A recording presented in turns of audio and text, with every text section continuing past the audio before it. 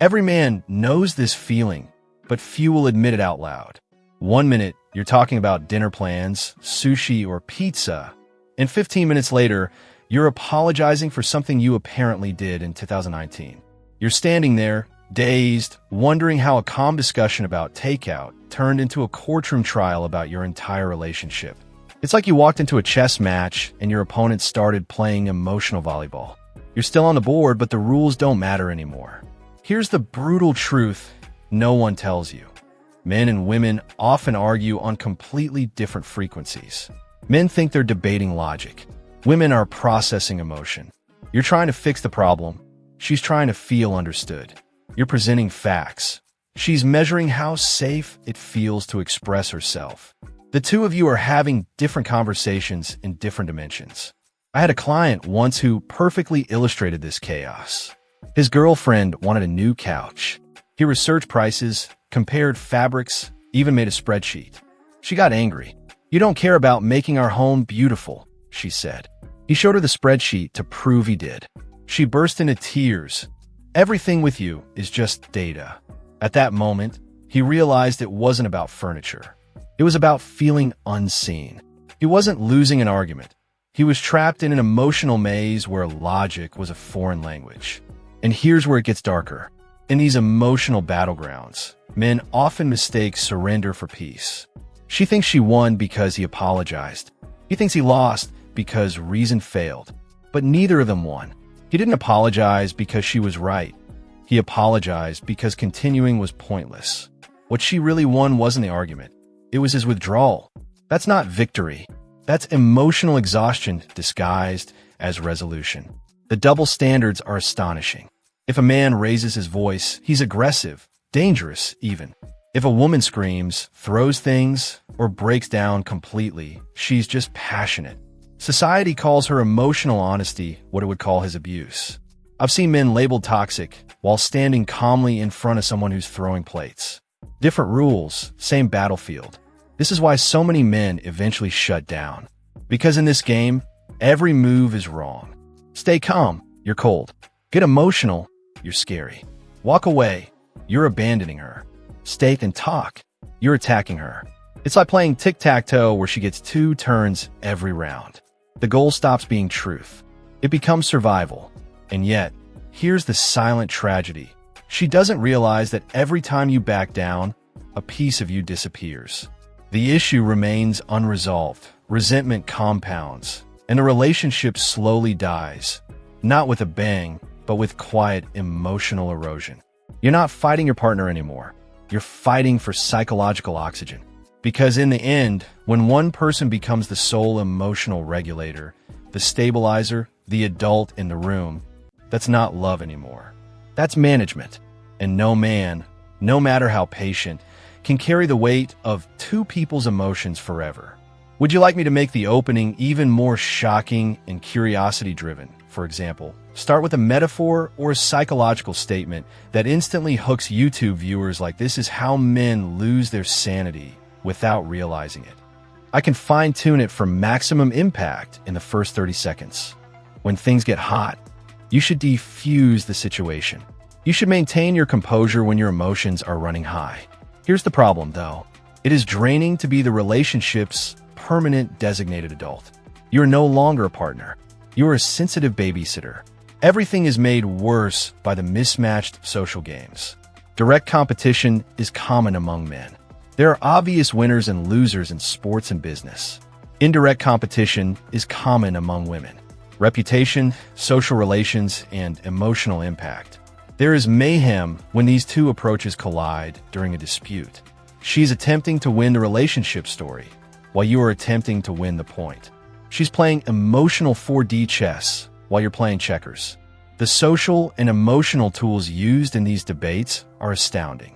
The tone that keeps plausible deniability while implying you're a fool. The tears that fall just when you're delivering a powerful argument. This abrupt reminder of what you did 3 years ago. You're forced to settle for comfort rather than continue your argument when someone says, "I guess I'm just a terrible person." It's not an accident. Whether intentional or not, they're strategies. In therapy, I observed a couple arguing. He raised a reasonable point regarding their financial situation. That's exactly what my ex used to say, was her reply. Boom. He's not talking about money now. He is arguing that he is not her former partner. She managed to completely ruin the discourse without responding to his point. If you consider it, it's wonderful, brilliant, but incorrect. There are inconsistencies in judgment everywhere. All men are trash, she can say. It's venting too. You claim to be a misogynist and that certain women are challenging. She may generalize your entire gender based on her ex, but you are stereotyping if you bring up any patterns you have observed. You can't be grouchy after work, even though she might be hungry. The playing surface is vertical in addition to being uneven. It is cruel when disagreement erodes respect. You lose some respect for one another each time you engage in the same pointless debate.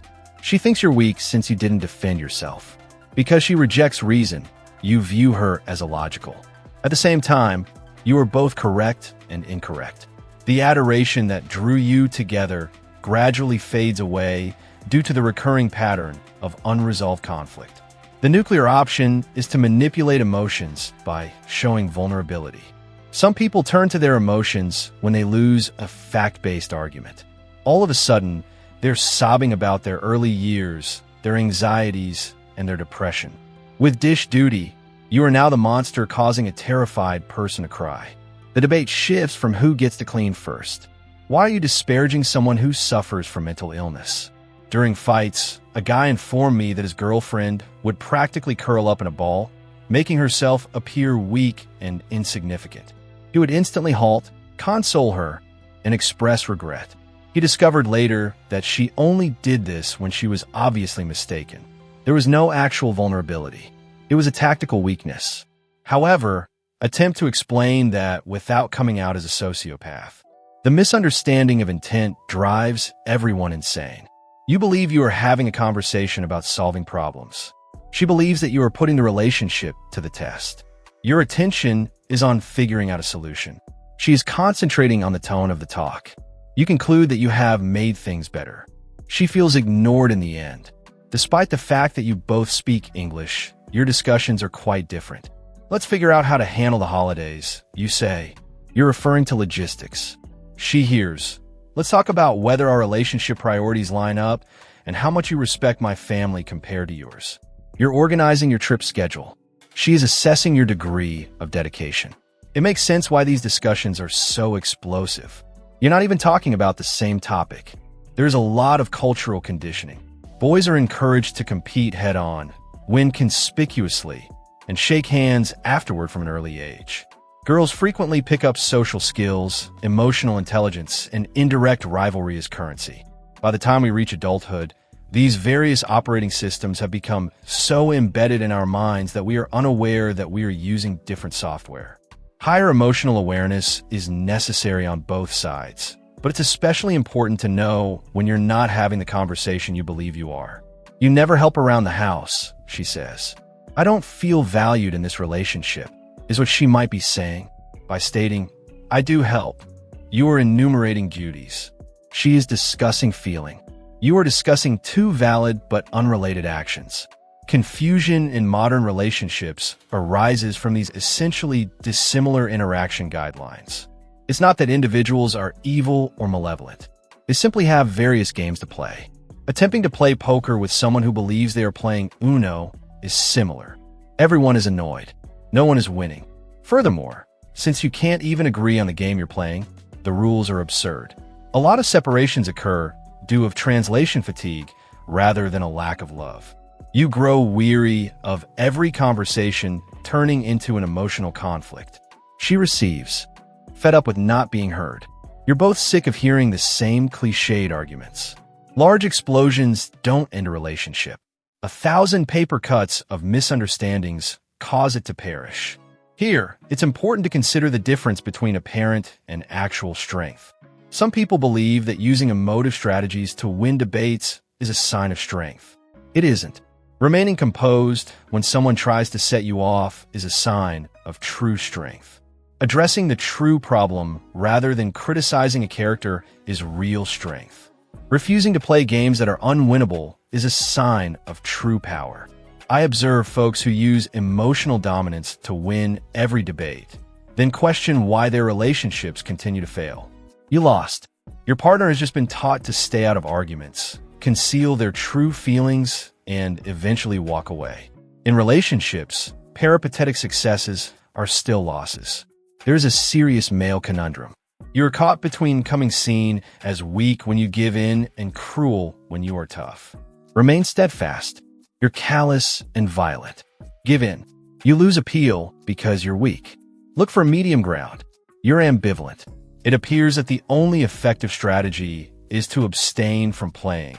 Yet this requires emotional detachment. It was perfectly described by a client. I'm frightening if my emotional energy matches hers. I'm being patronizing if I remain composed. I'm abandoning if I leave. I'm attacking if I participate. There isn't a single comment that doesn't paint me in a negative light. It's not a coincidence. It's the result of replacing logical discussion with emotive reasoning. Better arguments are not the answer. It is to completely cease arguing. Stop treating emotional discussions like rational arguments, but don't stop communicating altogether. You don't care about me, she says. Don't enumerate the 17 times you demonstrated concern this week. Translate the emotion instead. She feels alienated. Talk about the emotion rather than the words. Everything changes when argument is replaced with emotional translation. Just because you never listen doesn't mean that you don't listen at all.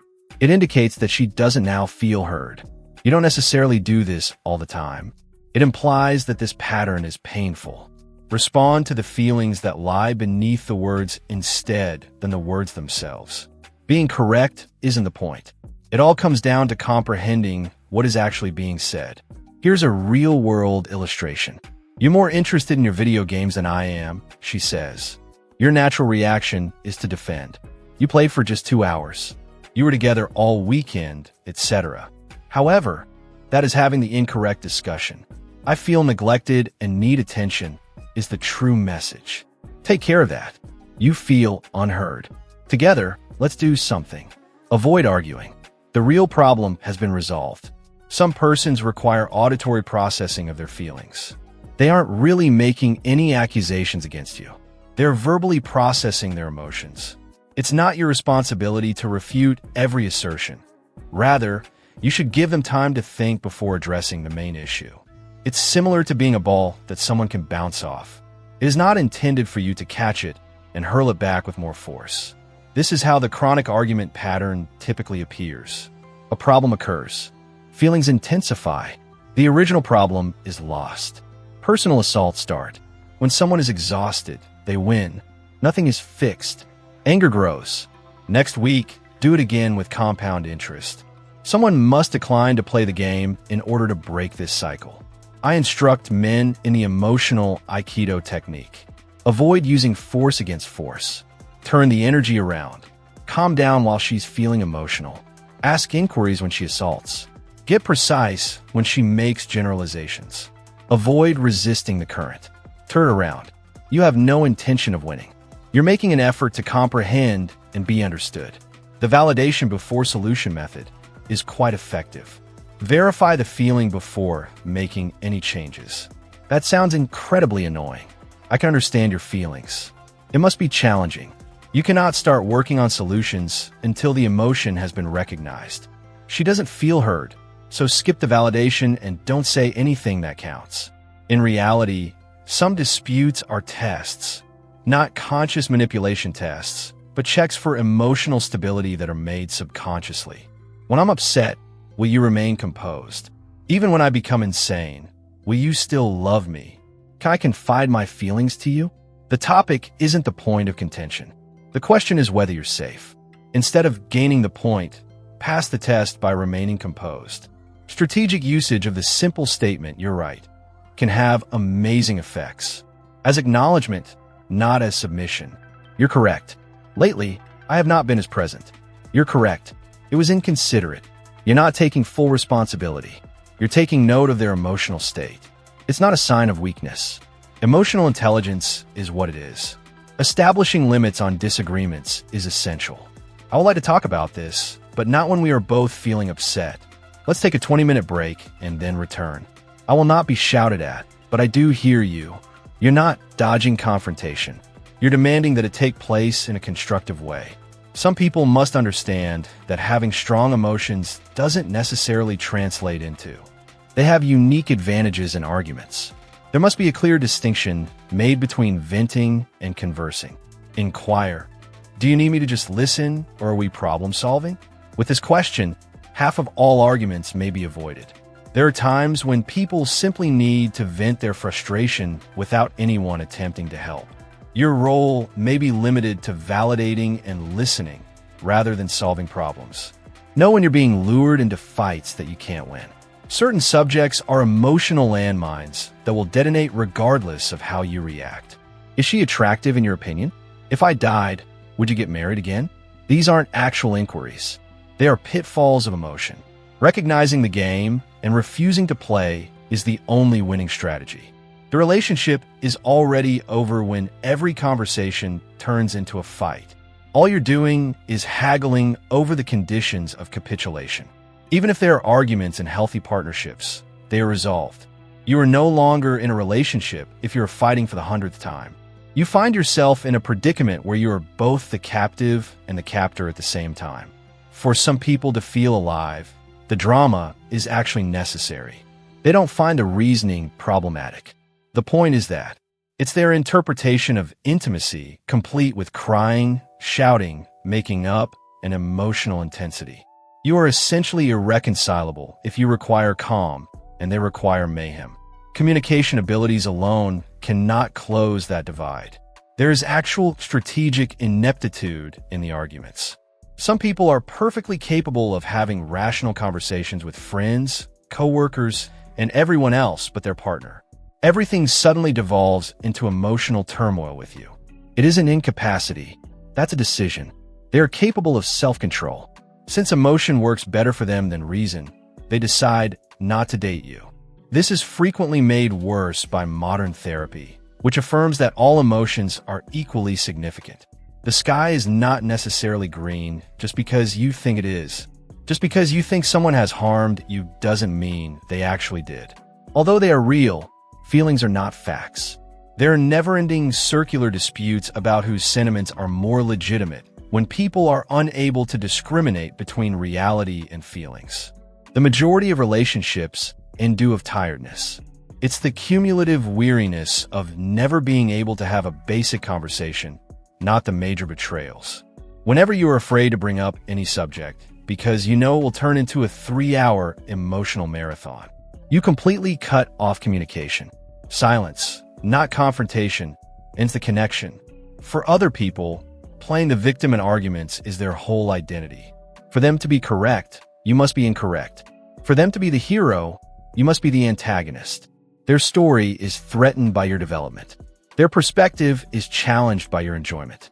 Because conflict validates their identity, these individuals will instigate conflict out of nothing. There is a huge accountability gap. One person can use the excuse that I was emotional to justify saying terrible, hurtful, and damaging things during disagreements in a variety of situations. However, you are abusive if you react with even a little strength. The one who inflicts the greatest emotional harm frequently considers themselves the greatest sufferer. I've witnessed partnerships where one spouse devotes hours to investigating, gathering proof, and constructing arguments for their correctness on unimportant issues. Instead of being happy together, they would choose to win a quarrel over who neglected to purchase milk. They weaponize every error, document every mistake, and then question why their spouse appears to be checked out. This is the essential reality. Winning is not the goal of arguments in relationships. They have to do with comprehension. You've already lost if your goal is to win. You will be right and alone if your need for correctness outweighs your yearning for connection. You can never be at peace if you cannot accept someone's feelings without also accepting their realities. Some people intentionally make it impossible to argue. They change the subject, set new objectives, bring up the past, forecast the future, gaslight, minimize, deflect, and catastrophize until you can't even recall what brought up the initial topic. It's not a coincidence. It's a tactic to evade responsibility while upholding moral superiority. The word salad method is very annoying. In quick succession, they raise dozens of charges, grievances, and problems. It is impossible to handle them all. They add more if you attempt it. They claim that if you concentrate on one, you are neglecting the others. It is intended to overpower your capacity for rational response, compelling you to react emotionally or give up. We are unaware of the extent to which reactions are culturally conditioned. Men are taught that expressing irritation is harmful, that rage is poisonous, and that any negative feeling renders a person dangerous. In the meantime, some people discover that expressing their emotions is powerful, that crying is a weapon, and that having an upset gives you particular rights. One individual must constantly govern while the other can freely due to the impossible dynamics created by these disparate trainings. YS. What's the most circular, unwinnable argument you've been trapped in? How do you handle when discussions turn into emotional warfare? What strategies have actually worked for you? Drop your experiences in the comments. Sometimes the best therapy is knowing you're not the only one dealing with this insanity. Music, applause,